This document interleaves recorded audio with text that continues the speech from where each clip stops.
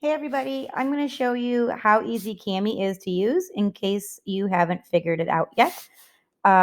So you go to like your toolbox for Ready if you want to pull a PDF from there, and you find the quiz that you want to give. So I'm ready to give the fractions of division quiz. So you open up your quiz, and then what you need to do is go to the print and make sure you go to save as a PDF and click save. And then come to over here and give it a title. This is for my fourth graders. Fourth grade lesson 12 quiz.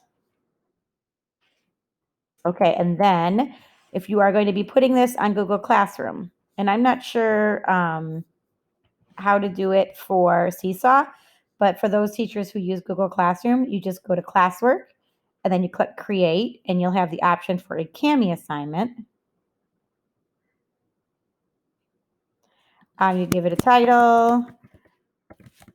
And then you just come down here where it says the attach button with the paperclip, and you find the one, you click downloads to find the one that you just saved. And it was fourth grade lesson 12 quiz. And you can see it over here to see if it's the right one or not. Click open. Okay, and it already makes a copy for each student. So as soon as it attaches it, it does that for you. You can choose your topic and whichever students you're giving it to. And then you just click assign like you normally would. I actually already assigned this, so I'm not going to go through all that. But then I wanted to show you once the kids get it. Let's see. I'll click on somebody's from here. When the kids get it, it'll look like they'll open it up.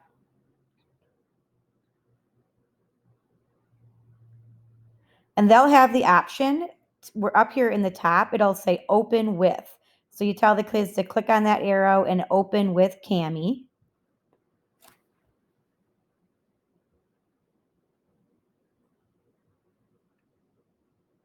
And then they have this toolbar that pops up.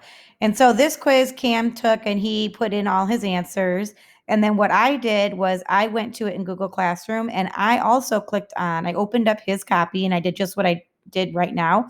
I clicked the open with and I'm able to grade it and mark on it and then give him a score. And I could write any notes over here if I wanted. I could add a text box and I could type, some suggestions for him, or I could use the drawing tool and work out the problem for him by clicking on that and then, writing out the problem, stuff like that.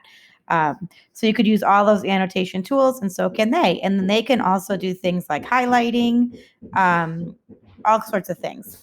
And they could type in their answers like he did here, or he could draw in the answers.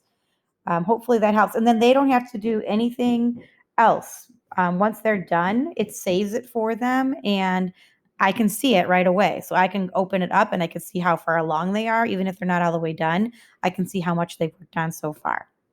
Okay, so that's it. Let me know if you have any questions.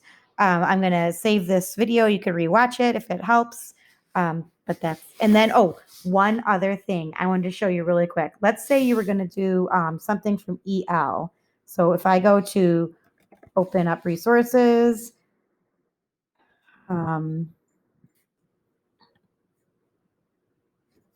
one thing that I made the mistake of doing that I wanted to help you with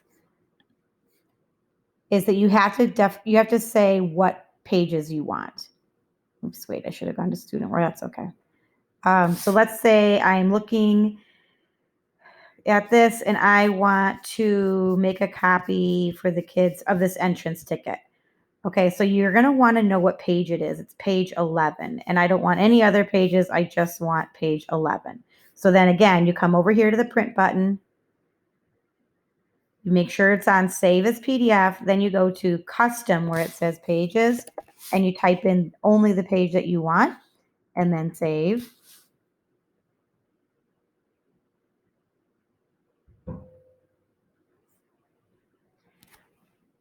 And you have to give it a name. So I'd say entrance ticket 1 and save.